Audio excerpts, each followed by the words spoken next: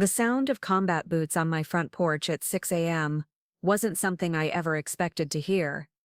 But there they were, 6 military police officers with weapons drawn, shouting commands. I couldn't quite process through my shock. My brother Marcus stood in my living room, still in his dress blues, hands raised above his head, like he'd been caught red-handed, stealing cookies from a jar.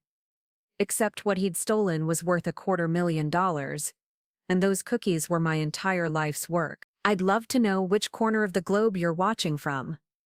And if this story speaks to you, make sure to subscribe. Tomorrow's video is one you absolutely can't miss. 3 hours earlier, I thought my biggest problem was explaining to my elderly neighbor why there were moving trucks in my driveway at 3 a.m. My name is Rebecca Chen Martinez, and for 28 years, I lived in the shadow of military perfection. My younger brother Marcus had been the golden child since he could walk straight A's, varsity football captain, valedictorian, and then straight into the Marines where he became everything my parents ever dreamed of. Meanwhile, I was the daughter who chose art school over ROTC, who worked 3 jobs to pay for my own education while Marcus got the college fund, and who eventually scraped together enough money to buy a small house in Riverside, California, while Marcus lived in base housing courtesy of Uncle Sam. The house wasn't much when I bought it 4 years ago, a 1960s ranch style with avocado green kitchen cabinets and carpet that had seen better decades. But it was mine. Every weekend for 4 years I poured my heart into that place.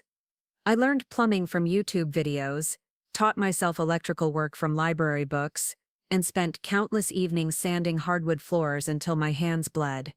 The transformation was remarkable. What started as a $180,000 fixer-upper in a questionable neighborhood became a stunning mid-century modern showcase that real estate agents started using in their promotional materials. The irony wasn't lost on me that while Marcus received praise for following orders, I was actually the one who had built something from nothing. My parents never quite saw it that way, though. Every family dinner became a recap of Marcus's latest commendation, his promotion to staff sergeant, his deployment to Japan, his exemplary service record. Meanwhile, my renovation victories were met with polite nods and questions about when I planned to settle down with someone stable. The neighborhood I chose was gentrifying rapidly.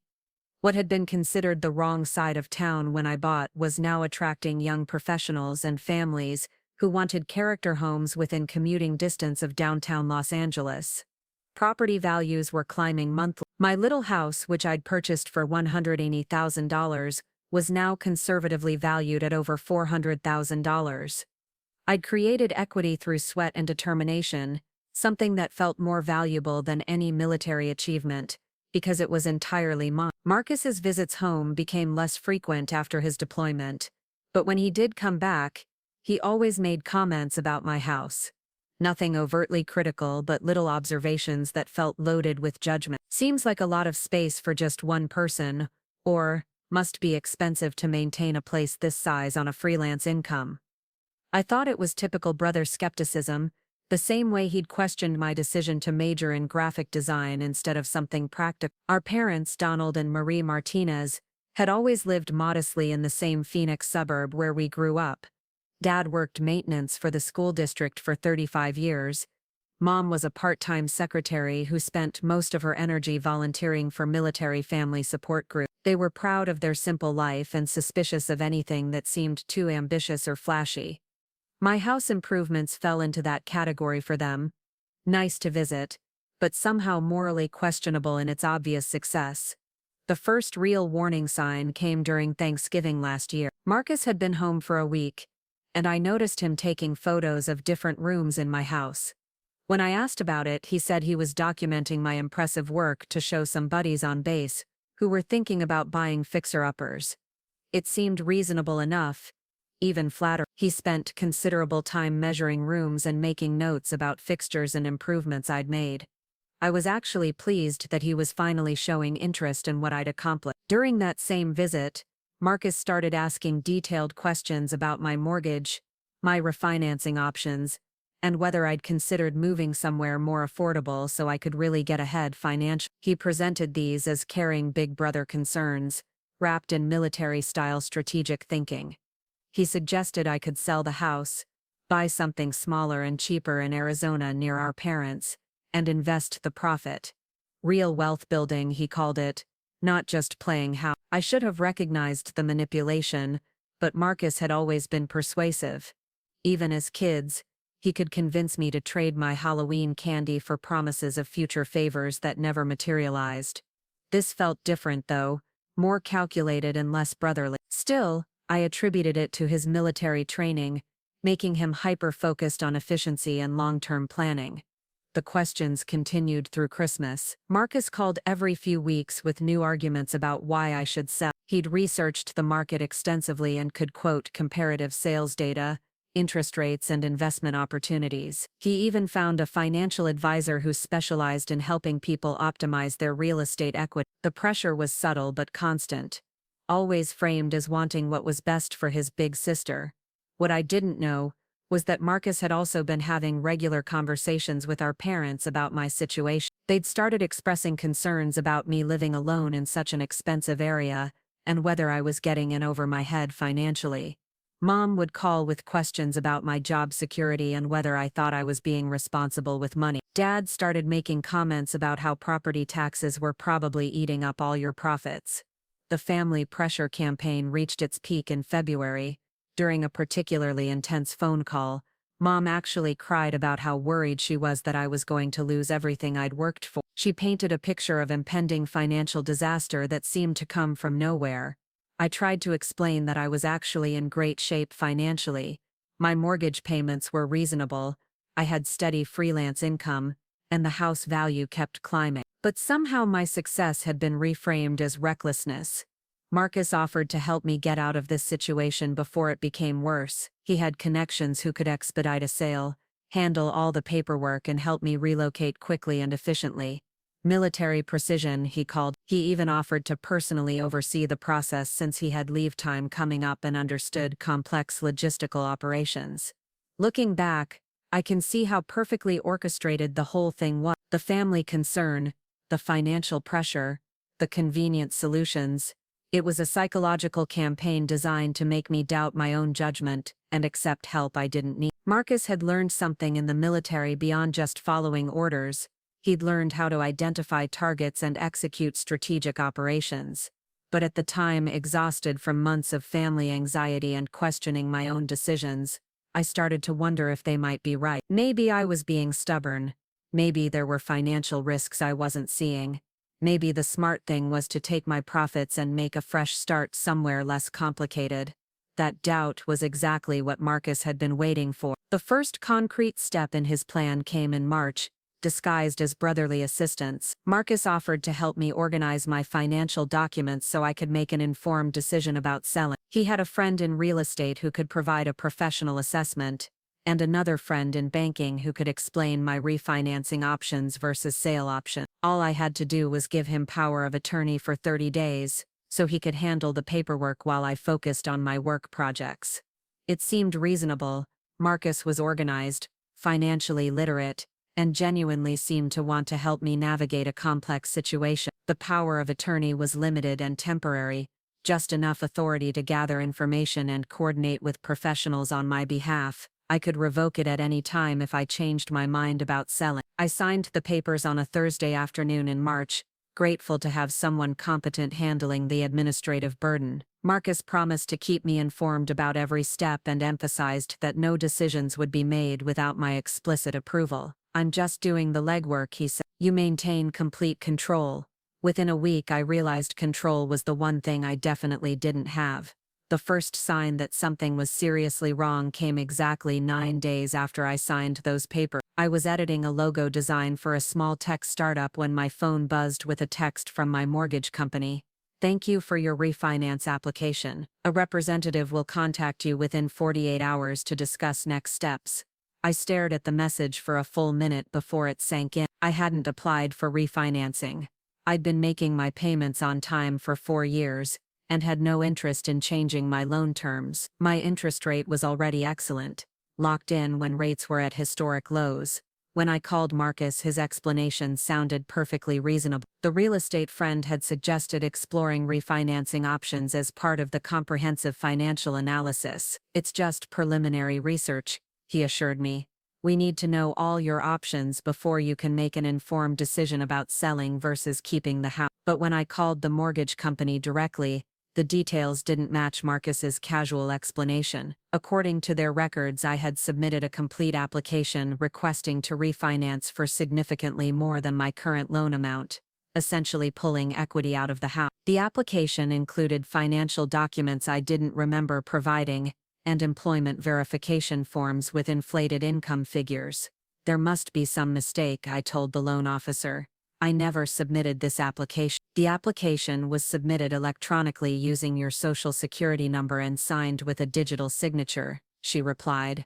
It also included a power of attorney document authorizing Marcus Martinez to act on your behalf in all matters related to this property. That night I couldn't sleep.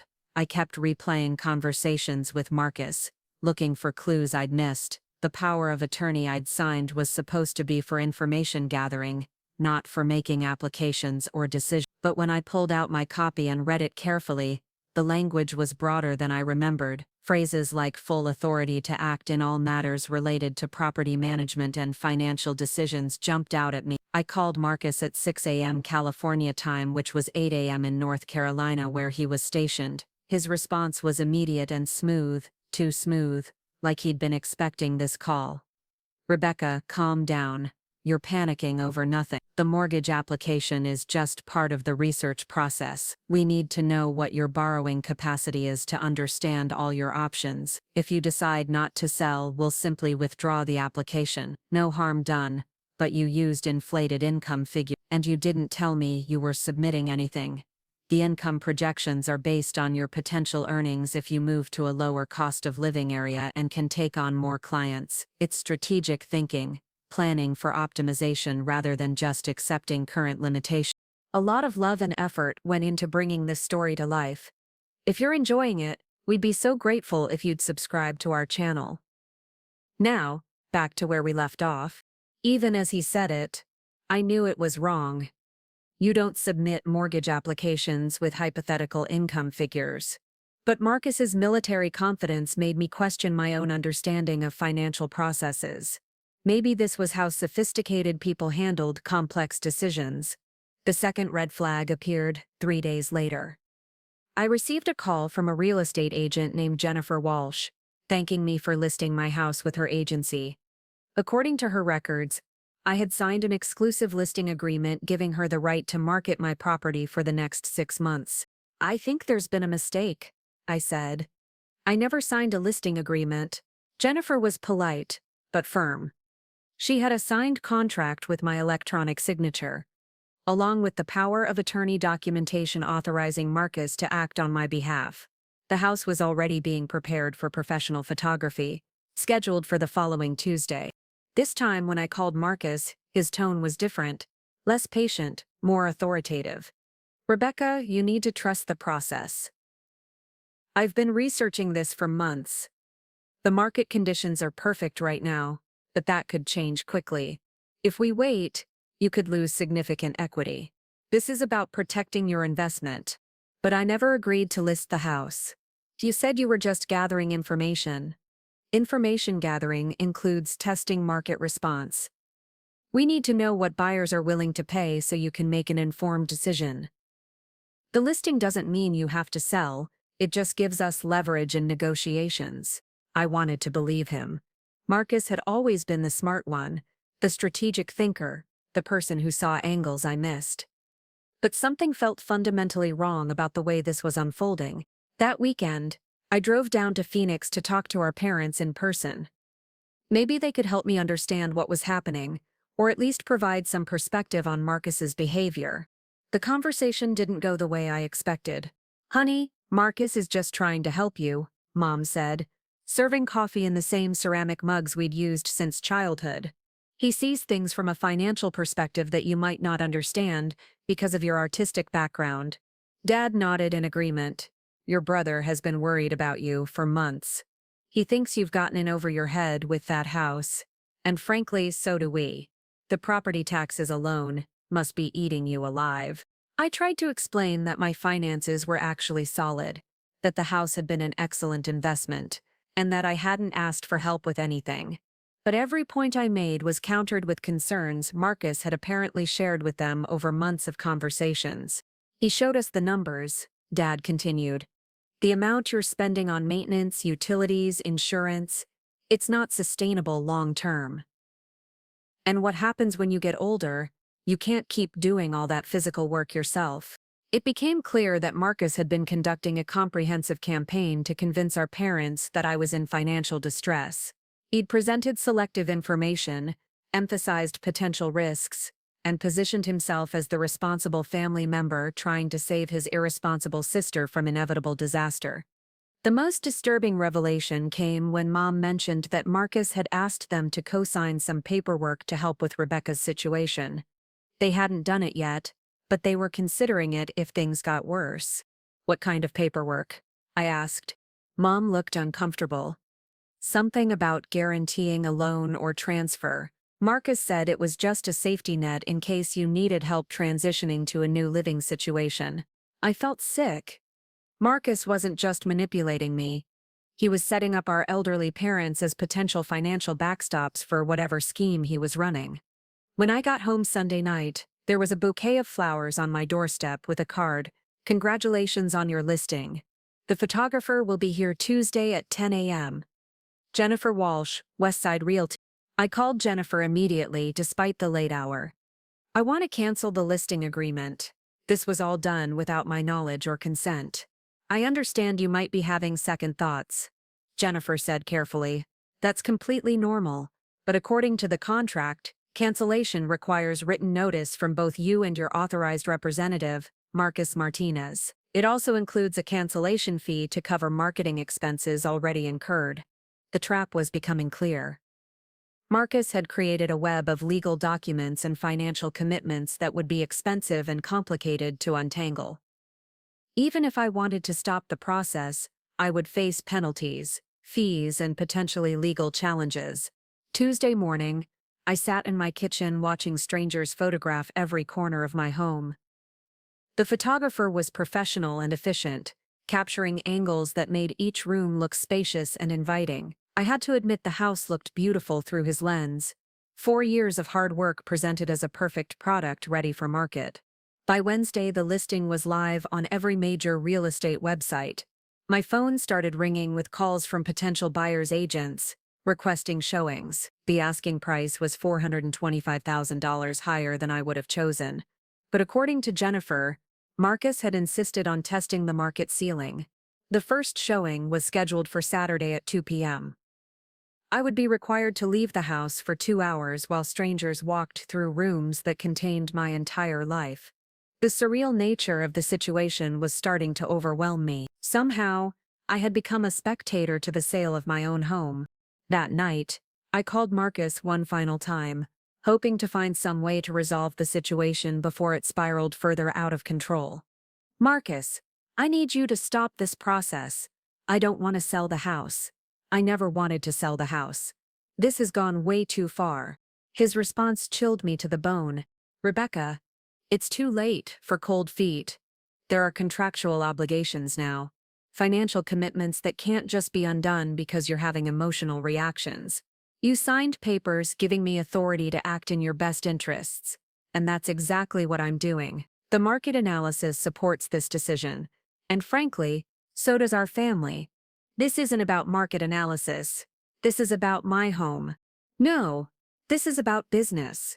And sometimes business decisions are difficult, but they're necessary for long-term financial health. You'll thank me in 2 years when you see how much better your life is." After I hung up, I sat in my living room looking at the hardwood floors I'd refinished by hand, the built-in bookcases I'd installed myself, the fireplace I'd restored stone by stone. Every surface held memories of late nights and early mornings, of learning new skills and solving problems through determination and creativity. Marcus was trying to erase 4 years of my life with legal paperwork and family pressure. But what scared me most was how close he was to succeeding. The first offer came in after just 2 days on the market.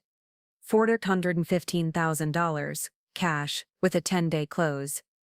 Jennifer Walsh called me Thursday evening, practically vibrating with excitement through the phone. "This is an incredible offer, Rebecca. Cash deals are rare in this market, and the quick close means you could have this whole situation wrapped up in less than 2 weeks. Your brother was absolutely right about the pricing strategy." I hadn't authorized Marcus to accept or reject offers, but when I asked Jennifer about next steps, she casually mentioned that Marcus will review the terms and get back to me with your decision by tomorrow afternoon. "No," I said firmly. "Marcus doesn't make decisions about offers, I do." There was a pause. "Of course, but according to our agreement, all negotiations go through your designated representative. It streamlines the process and prevents emotional decision-making that could hurt your bargaining position." I spent that night reading every document I'd signed, including the power of attorney. The language was more comprehensive than I'd realized, granting Marcus authority over all real estate transactions, negotiations, and related financial decisions. A family law attorney friend had warned me once that power of attorney documents could be dangerously broad, but I'd trusted Marcus to use his authority responsibly. Friday morning brought another shock. My bank called to inform me that a large wire transfer was being processed from my checking account, $15,000 designated as earnest money deposit and transaction fees. The transfer had been authorized using my power of attorney documentation. When I called Marcus, he was in a meeting and couldn't talk. His text response was brief. "Earnest money required to secure favorable terms, standard procedure. We'll explain later." But there was no later explanation. Marcus's phone went straight to voicemail for the rest of the day. When I called the base, they told me he was in training exercises and wouldn't be available until Monday. The weekend was a nightmare. 3 more showings were scheduled, which meant I had to disappear from my own home while potential buyers evaluated my life's work like merchandise. I spent Saturday afternoon in a coffee shop downtown, watching strangers post photos of my living room on social media, with captions like "house hunting in Riverside" and "love this mid-century vibe." One of the prospective buyers was a young couple, with 2 small children. The woman posted a video tour on Instagram, gushing about the perfect family home and the amazing backyard for kids. Seeing strangers planning their future in my space was emotionally devastating. These weren't just rooms to them. They were envisioning birthday parties in my kitchen, Christmas mornings in my living room, family dinners at the table where I'd eaten alone for 4 years. Sunday brought the second offer, $445,000, also cash, with a 7-day close. Then a third, $440,000 with conventional financing. According to Jennifer, this was an unprecedented response that proved Marcus's market analysis had been brilliant. I realized I was losing control of the narrative. Each successful showing, each competitive offer, each compliment about Marcus's strategy reinforced the idea that selling was not just smart, but inevitable. Even I was starting to wonder if maybe I was being stubborn about keeping a house that was clearly worth more than I'd imagined. Monday morning, Marcus finally called back. His tone was businesslike, almost clinical. "We have 3 solid offers, all above the asking price. This confirms the market analysis. I'm recommending we accept the $40,000 offer because the financing is pre-approved and the buyers have already completed their inspection contingency waiver." "Marcus, I don't want to sell at any price. This has to stop." "Rebecca, you're not thinking clearly. This is $260,000 in profit from your original purchase price. Even after fees, taxes, and paying off your current mortgage, you'll walk away with over $200,000 cash. That's enough to buy a nice place outright in Phoenix and have money left over for investment." "I don't want to move to Phoenix. I don't want $200,000 cash. I want my house." "Your emotional attachment to the property is preventing you from seeing the financial opportunity. This is exactly why you gave me authority to handle the transaction objectively."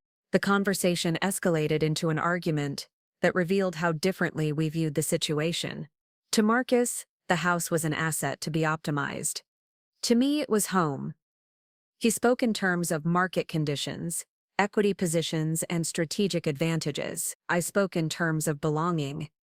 investment of self and personal achievement. What bothered me most was his complete dismissal of my feelings as emotional and therefore invalid. 4 years of physical labor, creative vision, and financial sacrifice were reduced to irrational attachment that prevented sound business decisions. After we hung up, I called a different attorney, not my family law friend, but someone who specialized in real estate fraud. I needed to understand my legal options for stopping a transaction I'd never truly authorized. The consultation was not encouraging.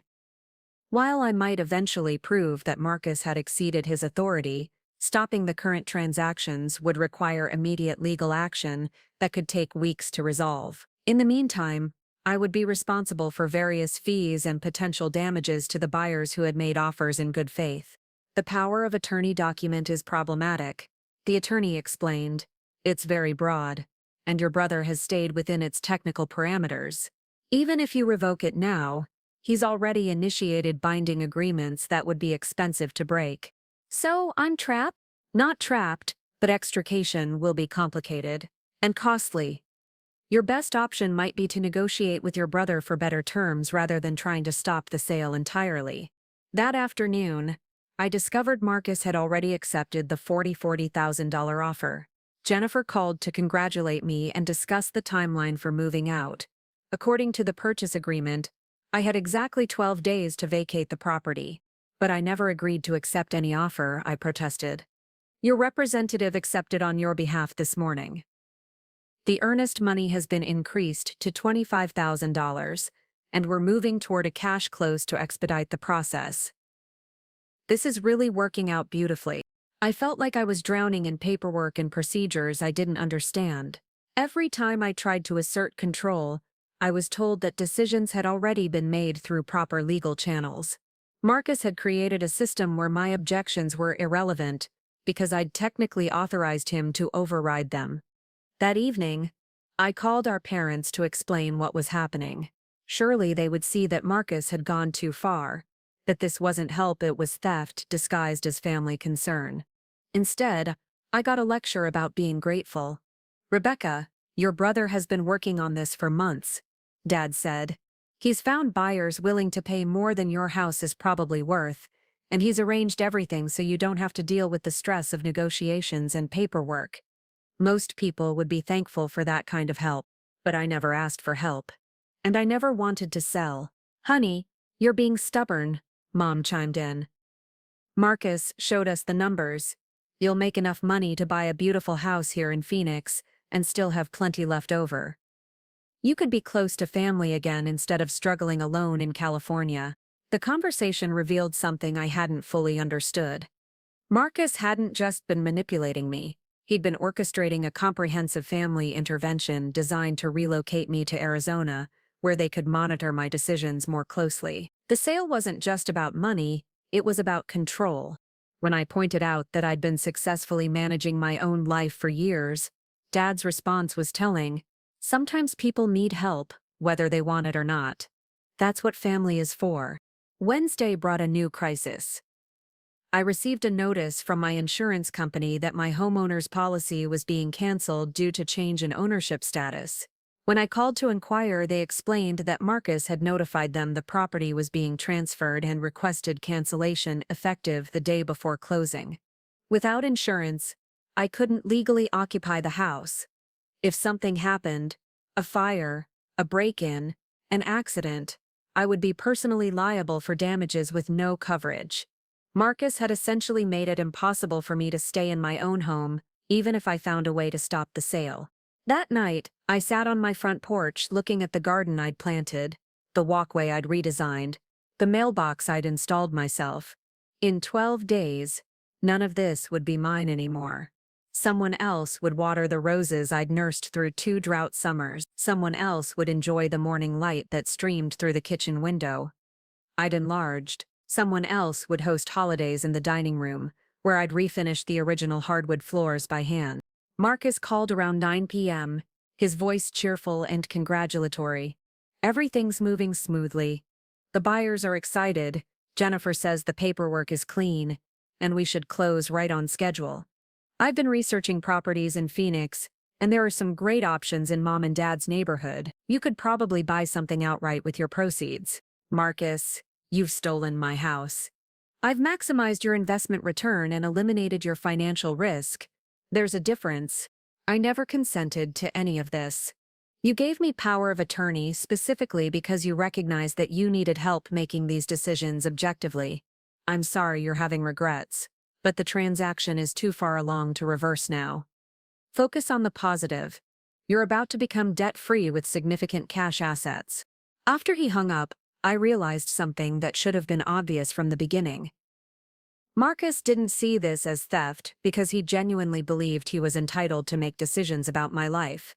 In his mind, my success with the house was somehow a family asset that he had the right to manage and optimize.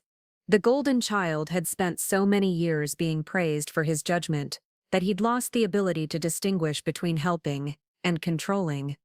To him, my resistance wasn't a legitimate objection. It was simply evidence that I needed more help than he'd initially realized.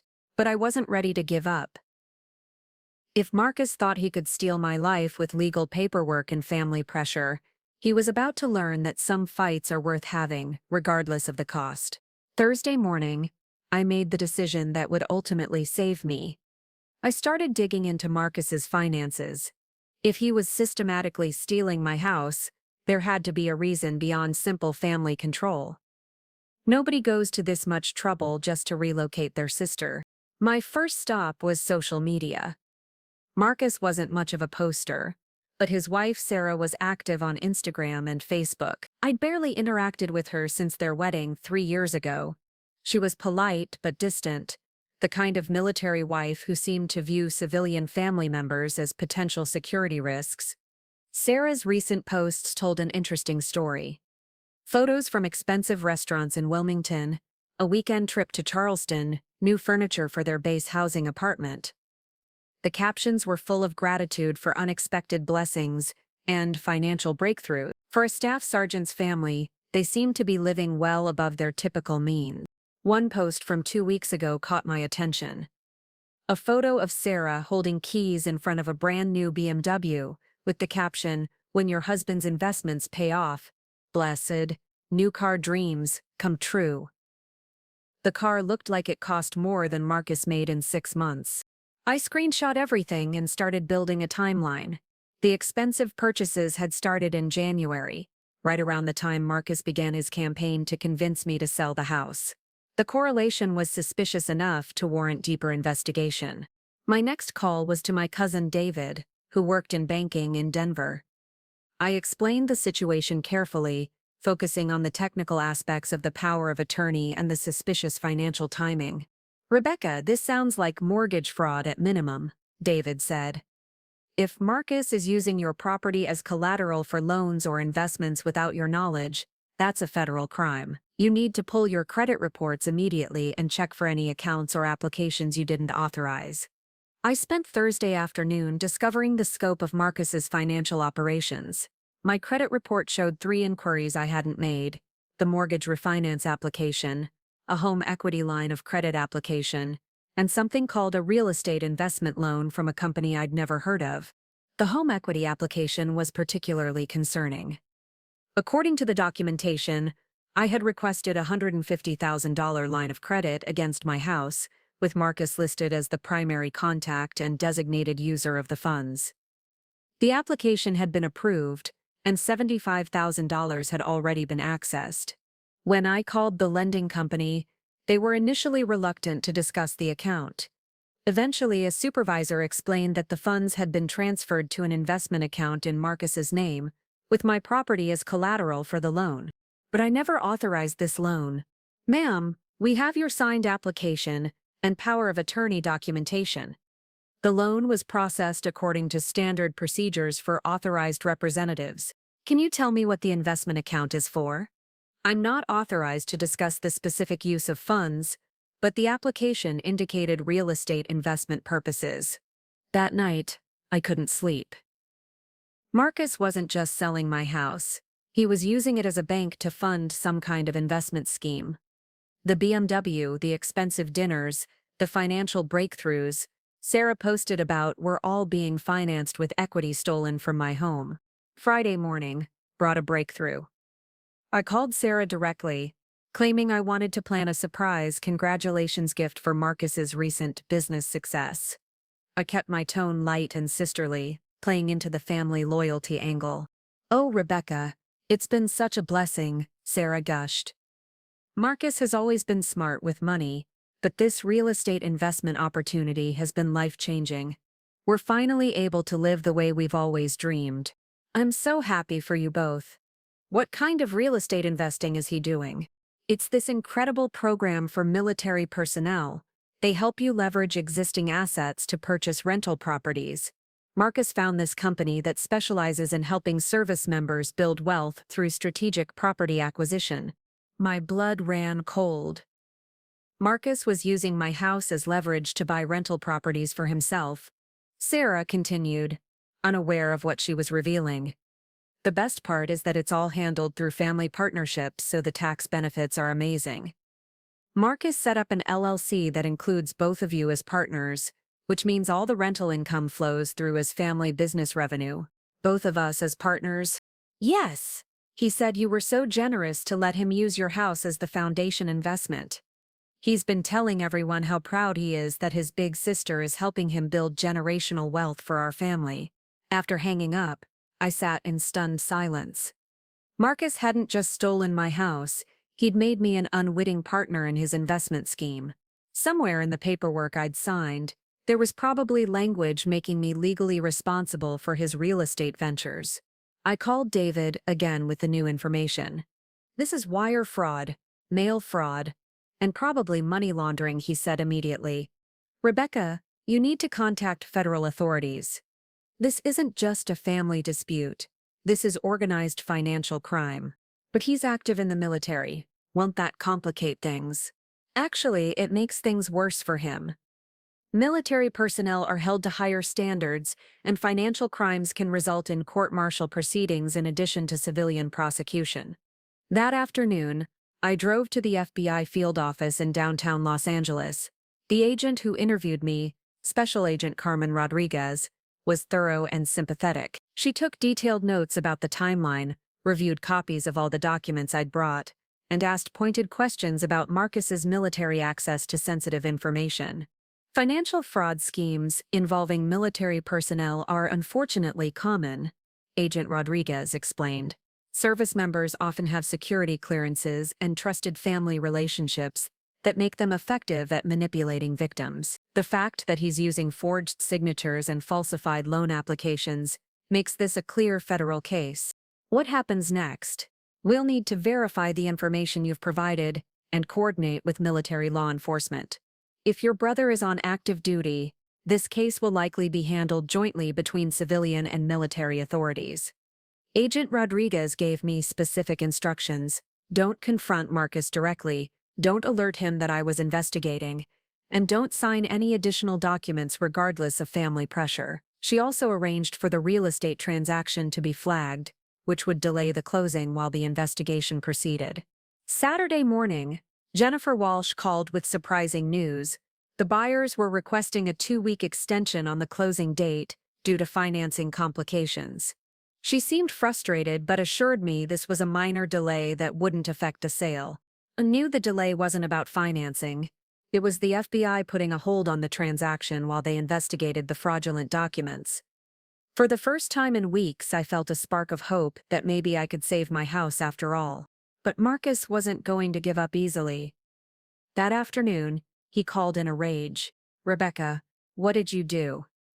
The buyers are suddenly having problems, and Jennifer says there might be issues with the title. Did you talk to a lawyer about stopping this sale?" I stayed calm, following Agent Rodriguez's instructions. "I haven't done anything. If there are title issues, that's not my fault." "There can't be title issues. I've handled everything properly. Something else is going on here, and I think you're sabotaging this transaction." His accusatory tone revealed something important. Marcus knew he was operating in legally questionable territory. A legitimate transaction wouldn't be vulnerable to sabotage through proper legal channels. "Marcus, maybe we should just cancel the whole thing. If there are complications, it might be better to wait." "Absolutely not. Too much work has gone into this, and too many people are counting on this transaction. Whatever you think you're doing, you need to stop it immediately. After he hung up, I realized Marcus's desperation wasn't just about losing the sale of my house. If his investment scheme was built on borrowed money using my property as collateral, a failed sale could trigger loan defaults that would expose his entire operation. Sunday brought another call from Sarah, but this time her tone was different. Worried and confused. "Rebecca, Marcus has been acting strange lately. He's been making a lot of phone calls about business issues, and he seems really stressed. Is everything okay with your house sale? There might be some complications with the paperwork." "Oh no.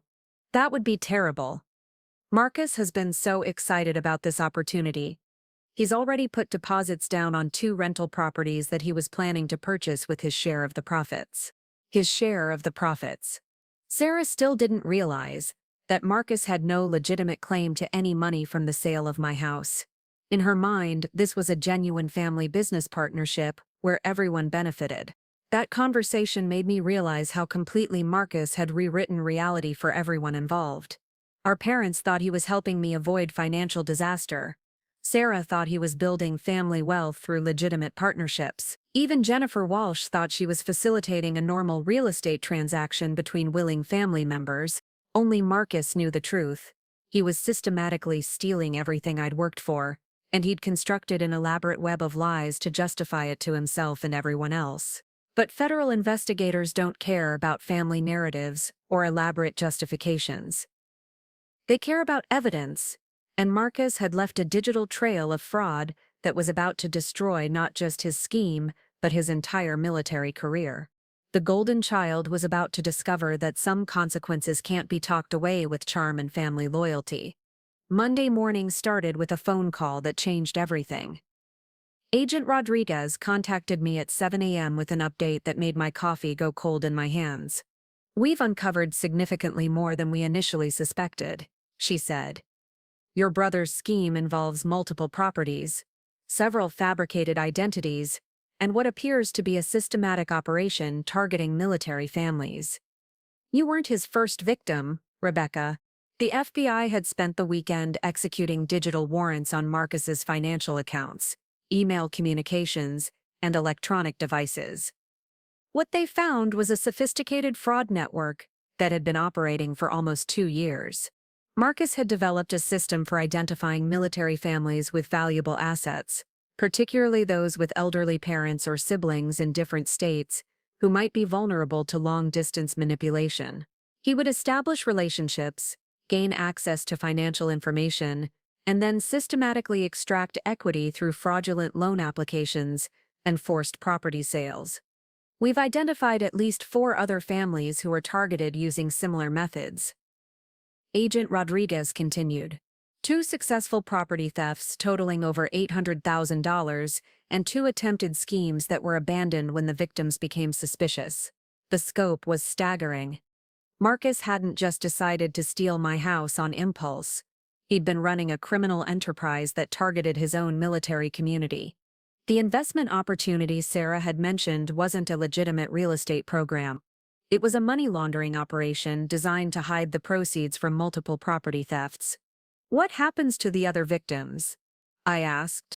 "We're working with federal prosecutors to identify restitution possibilities, but realistically, most of the stolen funds have been moved through offshore accounts.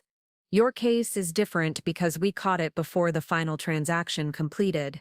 That afternoon, I received a call from a military criminal investigative service agent named Major Patricia Chen.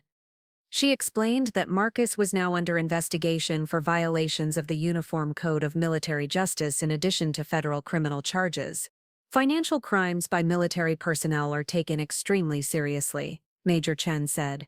"Your brother held a security clearance that required the highest levels of personal integrity. This kind of systematic fraud represents a fundamental breach of military values and potentially compromises national security."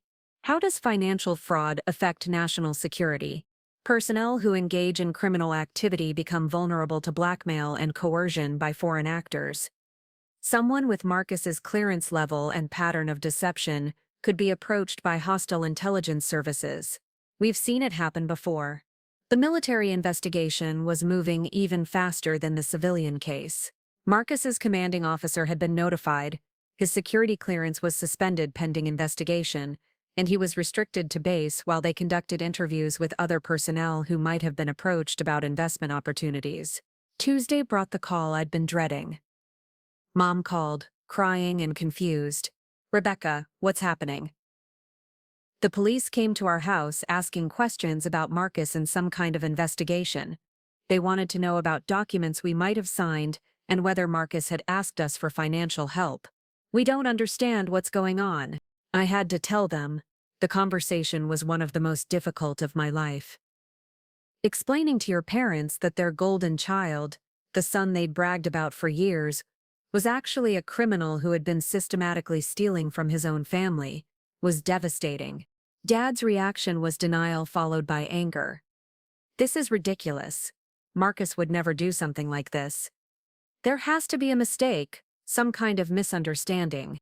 Dad, the FBI has his financial records. He stole $75,000 from my house and used it to buy rental properties.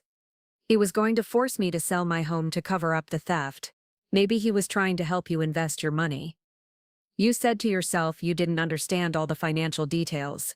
Even confronted with evidence, Dad couldn't accept that Marcus had been lying to them for months. The cognitive dissonance was too great. Their perfect son couldn't possibly be the criminal the authorities described. Mom's response was different. After the initial shock, she started remembering details that made sense in the new context. "He did ask us about our retirement accounts," she said slowly. "And he wanted copies of our tax returns for some kind of family financial planning. He said it was about helping everyone optimize their investments." "What did you tell him?" "We gave him everything. He's always been so good with money, and we trusted him to help us plan for the future." My heart sank. Marcus had been gathering financial information about our parents, probably preparing them as his next targets.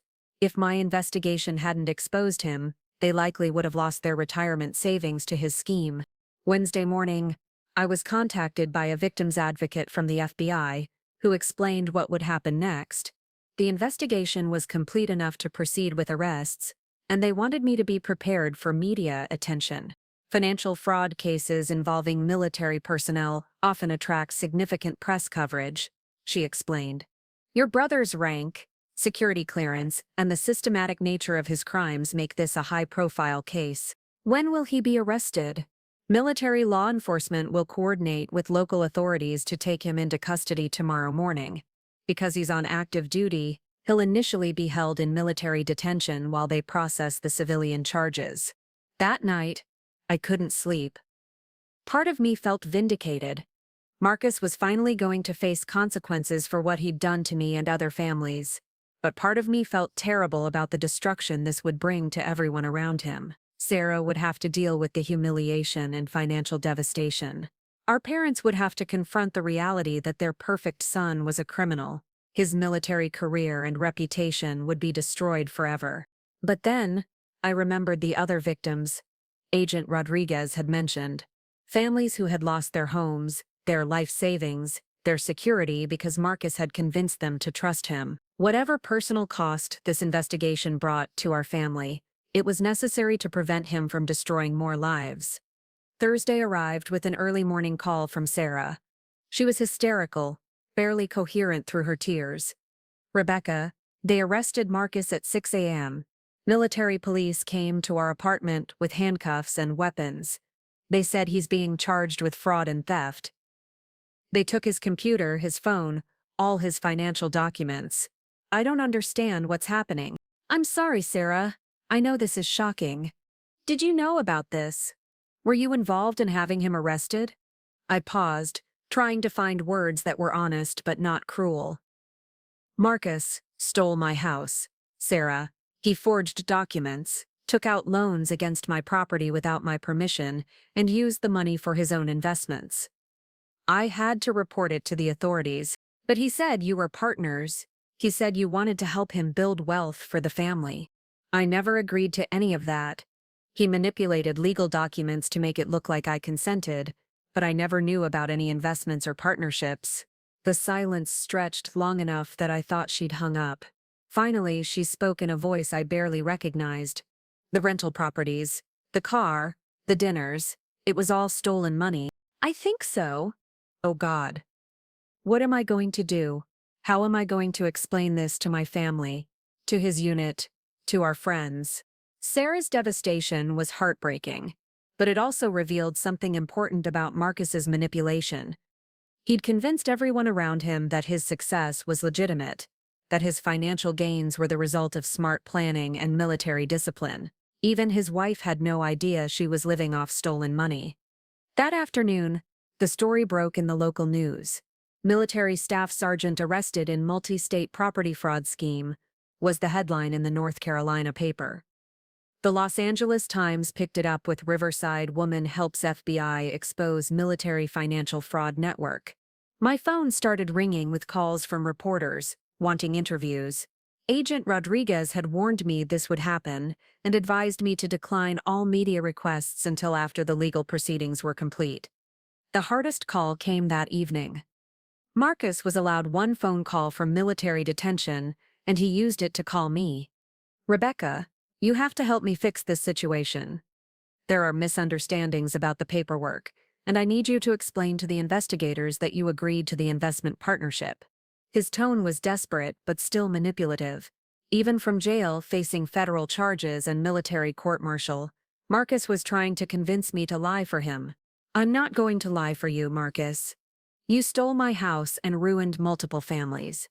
I was trying to help you build wealth. Everything I did was for family benefit. You forged my signature on loan documents and used my property as collateral for your personal investments. That's not helping. That's theft. You don't understand the bigger picture. Yes, there were some procedural shortcuts, but the end result would have been beneficial for everyone involved. Even caught red-handed, Marcus couldn't acknowledge what he'd actually done. In his mind, he was still the strategic thinker who saw opportunities others missed. The fact that those opportunities required stealing from his own family was just a procedural shortcut. After I hung up, I realized something profound had shifted. For the first time in my life, I wasn't intimidated by Marcus's confidence or convinced by his explanations. The golden child had finally lost his power over me, but the real reckoning was just beginning. Federal prosecutors were preparing charges that could send Marcus to prison for decades, and the military was pursuing a court-martial that would end his career in disgrace. The brother who had been the pride of our family was about to become its greatest shame. And somewhere in North Carolina, Sarah was packing their apartment, preparing to move back home with her parents while she figured out how to rebuild a life that had been built on lies. The preliminary hearing was scheduled for the following Thursday at the federal courthouse in downtown Los Angeles. I'd never been inside a federal courtroom before, and the gravity of the marble halls and security checkpoints made the reality of Marcus's situation hit home in a way that phone calls and paperwork hadn't. Agent Rodriguez met me outside the courtroom to prepare me for what I was about to see. Your brother's attorney will likely argue that this was a family business dispute rather than criminal fraud. They'll try to characterize you as a willing participant who changed her mind after the fact. But I have documentation proving I never consented to any of this. We know that, and the evidence supports your version of events. But defense attorneys will use every strategy available to create reasonable doubt. Be prepared for them to attack your credibility and suggest you're motivated by sibling rivalry or financial greed. When Marcus was brought into the courtroom in shackles and an orange jumpsuit, I barely recognized him. The confident military bearing was gone, replaced by a defeated posture that made him look smaller somehow. His hair was unkempt, his face pale from a week in detention, and his eyes darted around the room like a trapped animal. Sarah sat in the front row behind the defense table, looking devastated. She'd lost weight in just 1 week, and her eyes were red-rimmed from crying. When she saw me, she quickly looked away, but not before I caught a flash of anger that told me Marcus had been spinning stories about my role in his arrest. The prosecutor, Assistant U.S. Attorney Michael Gonzalez, laid out the government's case with clinical precision. The evidence was overwhelming. Forged signatures on loan documents, unauthorized transfers totaling over $300,000 across multiple victims, fabricated financial information submitted to lenders, and a systematic pattern of targeting vulnerable military families. What shocked me most was learning about Marcus's other victims. The first was a Navy widow whose late husband had left her a paid-off house in San Diego. Marcus had befriended her at a military spouse support group, gained her trust over several months, and then convinced her to let him optimize her financial situation by refinancing the house. She lost everything when Marcus disappeared with the loan proceeds. The second victim was an Army couple stationed overseas who had asked Marcus to help them manage rental property investments while they were deployed. He had forged power of attorney documents, sold their properties without authorization, and used the money to purchase real estate in his own name. They discovered the theft only when they returned from deployment and found their investment portfolio had vanished. Hearing the details of how Marcus had destroyed these families' lives made me physically sick. These weren't abstract financial crimes, they were calculated acts of betrayal against people who had trusted him with their most valuable possessions. Marcus's defense attorney, a sharp-dressed woman named Catherine Walsh, painted a very different picture. According to her version, Marcus was a dedicated service member who had developed legitimate investment strategies to help military families build wealth. Any documentation irregularities were simply administrative oversights in what were intended to be consensual business partnerships. Staff Sergeant Martinez never intended to defraud anyone, she argued. These were sophisticated financial arrangements designed to benefit all parties involved. The fact that some family members are now unhappy with the outcomes doesn't transform legitimate business activities into criminal fraud. When she specifically addressed my case, her strategy became clear: paint me as a willing participant who was now trying to escape responsibility for failed investments. Rebecca Martinez gave her brother power of attorney, specifically because she recognized her own limitations in financial planning. She benefited from his expertise for months before deciding she wanted to terminate their arrangement. Her subsequent cooperation with law enforcement appears to be motivated by buyer's remorse rather than genuine victimization. The characterization was infuriating. But Agent Rodriguez had warned me this would happen.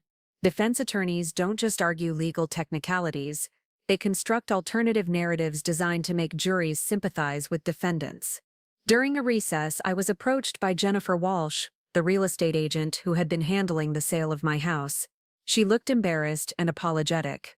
"Rebecca, I had no idea about any of this. Marcus presented everything as a legitimate family transaction. If I had known the power of attorney was being misused, I would never have proceeded with the listing." "I know it's not your fault, Jennifer. Marcus fooled everyone. The buyers are understandably upset. They put earnest money down in good faith, and now they're caught up in a federal investigation. They're threatening to sue for damages." Another complication I hadn't anticipated. Even if I kept my house, I might face lawsuits from people who had been unwittingly drawn into Marcus's scheme. The most dramatic moment of the hearing came when the prosecutor presented recorded phone conversations. The FBI had obtained warrants to monitor Marcus's communications after his arrest, and he had made several calls trying to coordinate stories with potential co-conspirators. In one conversation with a business associate, Marcus discussed strategies for managing the family situation and ensuring everyone stays on the same page about the investment arrangements. In another call, he instructed someone to clean up any documentation that might be misinterpreted by investigators who don't understand sophisticated financial structures. The recordings revealed Marcus not as a confused family member who had made innocent mistakes, but as someone actively attempting to obstruct justice and manipulate evidence.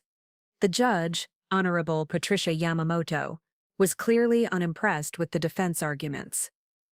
When Marcus's attorney requested bail pending trial, arguing that he posed no flight risk as an active duty service member, Judge Yamamoto's response was withering. Mr. Martinez used his military status and security clearance to gain the trust of his victims.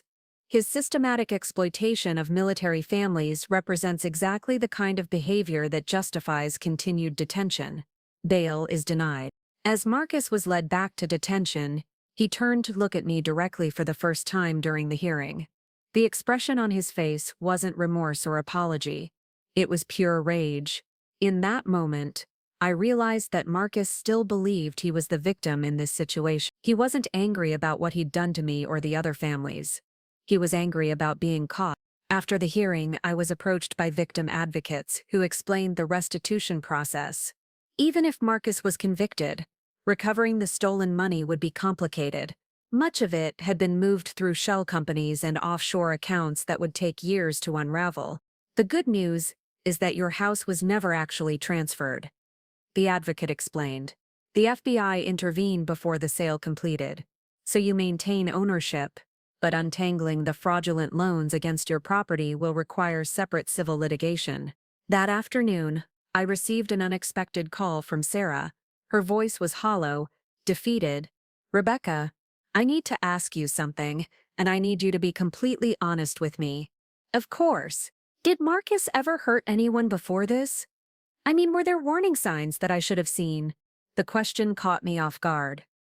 I thought about all the small manipulations over the years, the way Marcus had always gotten his way through charm and family pressure, the subtle financial control he'd exercised over our parents' decisions. I think Marcus has always been manipulative, but I never imagined he was capable of something like this. The scale of it. "I'm as shocked as you are. I'm filing for divorce," she said quietly. "My lawyer says I need to distance myself legally and financially before the civil suits start. I can't be held responsible for money I didn't know was stolen." "I'm sorry, Sarah. I know this isn't what you wanted. I keep thinking about all the things I bought with that money. The car, the furniture, the vacations. I was living off other people's stolen savings. And I had no idea. How do you come back from something like that?" The call ended with both of us crying. Sarah for the life she'd lost, and me for the family that had been destroyed by Marcus's greed and betrayal. That evening, I walked through my house, looking at everything with fresh eyes. The hardwood floors I'd refinished, the kitchen I'd renovated, the garden I'd planted. It was all still mine. Marcus had come incredibly close to stealing 4 years of my life's work, but his scheme had ultimately failed. But the victory felt hollow. Yes, I'd kept my house, but at the cost of destroying my family. My parents were devastated, ashamed, and struggling to understand how their golden child had become a federal criminal. Sarah was facing financial ruin and public humiliation. Marcus would spend the next decade in prison, his military career and reputation destroyed forever. The FBI had stopped Marcus's crime spree, but they couldn't undo the damage he'd already caused to the families he'd targeted. Those victims would spend years fighting to recover their stolen assets, and some would never fully rebuild what they'd lost. As I stood in my kitchen that night, looking out at the garden where this nightmare had begun with moving trucks at 3 a.m., I realized that some victories come at a price that makes you question whether winning was worth it at all. But then I remembered Agent Rodriguez's words about the other victims Marcus would have targeted if his scheme hadn't been exposed. My investigation had prevented him from destroying more families, even if it couldn't save the ones he'd already hurt. Sometimes justice isn't about personal satisfaction. Sometimes it's about stopping someone from causing more harm, regardless of what that costs you personally. 6 months later, I stood in my kitchen making coffee at 6 a.m., just like I had on that terrible morning when everything began. But this time, there were no moving trucks in my driveway, no mysterious activity disrupting my peaceful neighborhood. The only sound was the gentle hum of my refrigerator and the distant chirping of birds in the garden I'd nearly lost forever. The legal proceedings had concluded 3 weeks earlier with a plea agreement that sent Marcus to federal prison for 12 years. The military court-martial had been equally swift and decisive, resulting in his dishonorable discharge and the loss of all veterans' benefits. The golden child who had once been the pride of our family was now federal inmate 91112, serving his sentence at a medium security facility in Nevada. The plea agreement had been a relief in some ways and a disappointment in others. On the positive side, it meant I didn't have to testify at a public trial that would have attracted even more media attention. Marcus's admission of guilt also strengthened the civil cases for victim restitution. But part of me had wanted the full trial, wanted him to face a jury and hear exactly how much damage he'd caused to innocent families. The financial recovery process had been more successful than anyone anticipated. Federal prosecutors had managed to freeze most of Marcus's assets before he could transfer them offshore. The 2 rental properties he'd purchased with stolen money were seized and sold, with the proceeds distributed among his victims. I recovered about $60,000 of the $75,000 he'd stolen from my home equity line of credit. More importantly, the fraudulent loans against my house had been legally voided. The banks involved chose to write off the losses rather than face potential lawsuits for failing to verify the authenticity of the power of attorney documents. My credit report was cleaned up, and I regained full control of my property without any lingering financial obligations from Marcus's scheme. The other victims had varying degrees of success in recovery. The Navy widow got back about 40% of what she'd lost, enough to buy a small condo, but not enough to replace the security she'd felt in her paid-off home. The Army couple recovered one of their stolen properties, but lost 2 others that had been sold to buyers who purchased them in good faith. Their financial losses were still substantial, but they were at least able to avoid bankruptcy. What couldn't be recovered was the psychological damage. I'd started seeing a therapist to help process the betrayal and family trauma. Dr. Sarah Chen helped me understand that Marcus's manipulation had been going on for years, not just during the house theft. The pattern of family pressure, guilt, and financial control stretched back to our childhood, when Marcus learned that being the responsible sibling gave him power over family decisions. Narcissistic abusers often present themselves as helpers and protectors. Dr. Chen explained during one of our sessions. They convince their victims that resistance to their control is actually selfishness or irresponsibility. You've been conditioned since childhood to defer to Marcus's judgment, which made you vulnerable to his more serious criminal behavior. The family therapy sessions with our parents had been the most difficult part of the recovery process. Mom and Dad struggled to accept that their golden child had been manipulating them for years. They'd gone through a period of denial, then anger at me for destroying Marcus's life by reporting him to the FBI, and finally a grudging acceptance that he had indeed committed serious crimes. "We keep asking ourselves what we did wrong," Mom said during one particularly emotional session. "How did we raise a son who could steal from his own family?" "You didn't do anything wrong," I replied. "Marcus made choices. He chose to exploit your love and trust for his own benefit." Dad had been even more resistant to accepting Marcus's guilt. He'd visited Marcus in prison twice, hoping to find some explanation that would make sense of the situation. Both visits had ended badly, with Marcus maintaining that he'd been trying to help everyone, and that the legal system had misunderstood his intentions. "He still thinks he's the victim," Dad told me after the second visit. "He says the other families are just ungrateful for his help, and that you turned against him because you were jealous of his success." That conversation had been a turning point for Dad. Hearing Marcus refuse to take responsibility even after being convicted finally broke through his denial. He stopped visiting the prison and started attending our family therapy sessions more regularly. The most unexpected development in the aftermath was my relationship with Sarah. After her divorce was finalized, she moved back to her hometown in Ohio to live with her parents while she rebuilt her life. But she'd stayed in touch, calling every few weeks to check on my recovery and share updates about her own healing process. "I know this sounds strange," she said during one of our calls, "but in some ways I'm grateful this happened. I was living a lie without knowing it. The money, the lifestyle, the sense of security, none of it was real. At least now I know the truth, and I can build something authentic." Sarah had started a small business doing bookkeeping for local companies, using skills she'd developed managing Marcus's fake investment portfolio. The irony wasn't lost on either of us that the financial knowledge she'd gained helping him commit fraud was now providing her with legitimate income. She'd also become an advocate for military spouse financial education, speaking at events about the warning signs of financial abuse and manipulation. Her message was simple but powerful. Just because someone wears a uniform doesn't mean they're trustworthy with your money. My own life had changed in unexpected ways. The media coverage of Marcus's case had brought attention to my graphic design work, and I'd received several new clients who were impressed by my resilience and integrity. My business was thriving in ways it never had before, and I was finally making enough money to feel truly financially secure. I'd also started volunteering with a victims' rights organization, helping other fraud victims navigate the legal and emotional recovery process.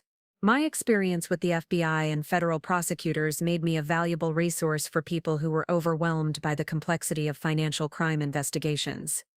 But the most significant change was internal. The little girl who had always deferred to her perfect younger brother was gone forever. I'd learned to trust my own judgment, to recognize manipulation tactics, and to prioritize my own well-being over family harmony. It was a painful education, but a necessary one. The house itself had become a symbol of that transformation. Every room held memories of the renovation work I'd done, but now, those memories were layered with the knowledge that I'd fought to keep what I'd built. The hardwood floors weren't just beautiful, they represented my refusal to be victimized. The kitchen wasn't just functional, it was proof that I could create something valuable and defend it against those who would take it away. On a Tuesday morning in November, exactly 1 year after Marcus's arrest, I received a letter that I'd been expecting but dreading. It was from Marcus himself, written from his prison cell in Nevada. The envelope had been opened and inspected by prison authorities, and the letter inside was surprisingly brief. "Rebecca," it began, "I know you probably don't want to hear from me, but I wanted you to know that I've been thinking a lot about what happened. I still believe my intentions were good, but I understand now that good intentions don't excuse bad methods. I'm sorry for the pain I caused you and for putting you in a position where you felt you had to choose between family loyalty and doing what was right. I hope someday we can find a way to rebuild some kind of relationship, but I understand, if that's not possible. Take care of yourself and take care of Mom and Dad. Marcus." The letter was classic Marcus acknowledging some wrongdoing while still maintaining that his intentions were good, and subtly requesting forgiveness without truly taking responsibility. A year earlier, I might have been moved by his apparent remorse. Now, I recognized it as another manipulation attempt, a way to begin rehabilitating his image for his eventual release. I folded the letter back into its envelope and threw it away without responding. Marcus would have 11 more years to think about his actions and their consequences. Maybe by then he would develop genuine remorse instead of strategic apologies, or maybe he wouldn't. Either way, it was no longer my responsibility to manage his emotional development or enable his delusions about being a misunderstood victim. That afternoon, I walked through my neighborhood, observing how much it had changed in the past year. Property values had continued to rise, new families had moved in, and the gentrification that had started when I bought my house was now nearly complete. My little 1960s ranch was now surrounded by beautifully renovated homes filled with young professionals and growing families. I thought about the path that had brought me here, the years of hard work to buy and improve my house, the gradual manipulation that had nearly cost me everything, the investigation that had exposed Marcus's crimes, and the long recovery process that had ultimately made me stronger than I'd ever been before. Marcus had tried to steal my house, but in the process he'd given me something more valuable, the knowledge that I could stand up to anyone, even family members, when they tried to take what belonged to me. He'd intended to make me dependent on his judgment and control, but instead he'd taught me to trust myself completely. As I stood on my front porch that evening, looking at the garden I'd planted and the walkway I'd designed, I realized that home isn't just about the physical space you occupy. It's about knowing that you have the strength to defend what you've built, the wisdom to recognize threats before they destroy you, and the courage to fight for what matters most. Marcus had lost everything: his career, his freedom, his family, and his reputation. I had kept everything that truly mattered: my integrity, my independence, and my home. In the end, the Golden Child scheme had failed, not because of superior legal strategy or FBI intervention, but because he had fundamentally misunderstood who I was and what I was capable of when pushed too far. The military police who had stormed into my living room that morning 6 months ago had arrested a criminal, but they had also liberated a woman who had spent too many years living in her brother's shadow. Sometimes the best revenge isn't planning elaborate payback, it's simply refusing to be a victim and building a life so strong that no one can take it away from you. Some battles are worth fighting, regardless of the cost, and some victories, even painful ones, are worth everything. Looking for more? We've got two amazing stories ready for you right on screen. If this one touched you, these are absolutely worth your time. Click to watch them now. And hey, subscribe and hit that bell to never miss our latest uploads.